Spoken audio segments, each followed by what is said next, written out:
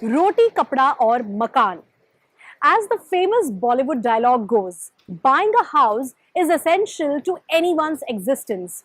And if you are planning to buy a makan, then this video is definitely for you.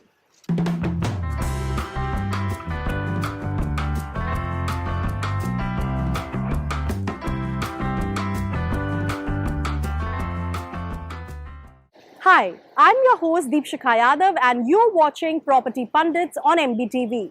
If you are confused about information related to the documents required to buy a house, check out the advice given by an expert here. Let's hear him out.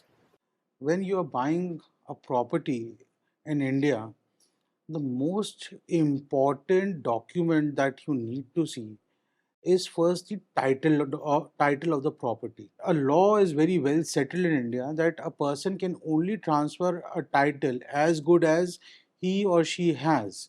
So suppose if my title is defective and I'm selling a property to somebody who's to whom or to a seller, his or her title will also be defective.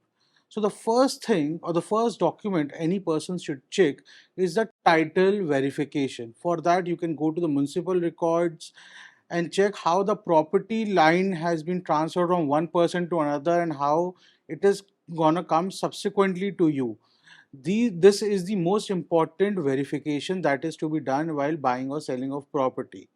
Now, once that buying and selling verification is done and you are sure that the title of the property is absolutely correct and well vested in the seller, the subsequent document which one should look into is encumbrance certificate, whether there is a loan or there is on the property which has been taken from a bank, has that loan has been cleared and there is a due NOC on that in that respect.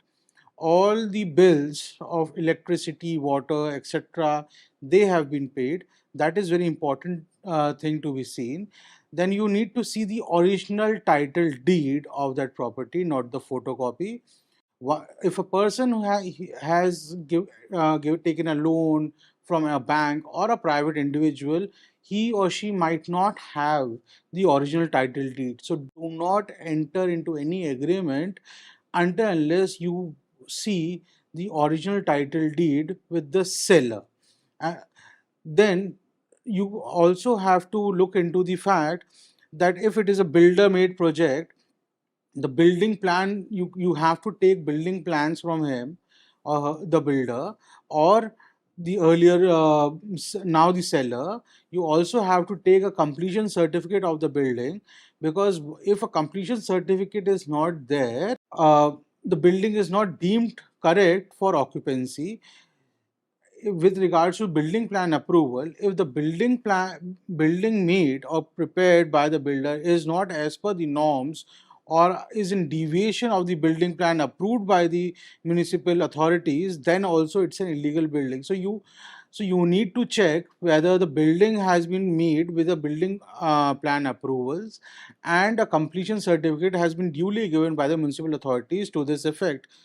Apart from that, there are some ancillary documents. If you have a lift in the house, you need to take a certification of that lift. That certification has to come.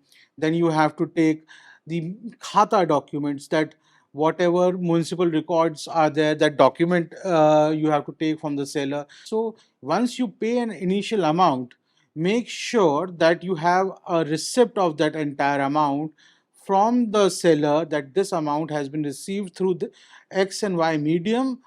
Suppose you're paying by a check, by the check number and of this amount, and you immediately enter into an agreement to sell, which will have recital as to how much amount has been paid and in what tenures XYZ amount will be paid and how the transaction will be closed. This will give you a temporary title on the property and certain rights which cannot be extinguished by the acts of the seller, or even if extinguished, you will have a actionable claim on that.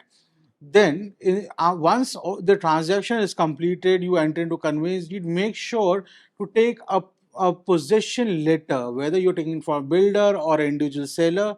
That is very important to show that you have a valid possession of the said property with you. That's all for now. If you found this video helpful and informative, then do like and share it. Also, for more such videos, you can subscribe to our channel MBTV and hit the bell icon for notifications.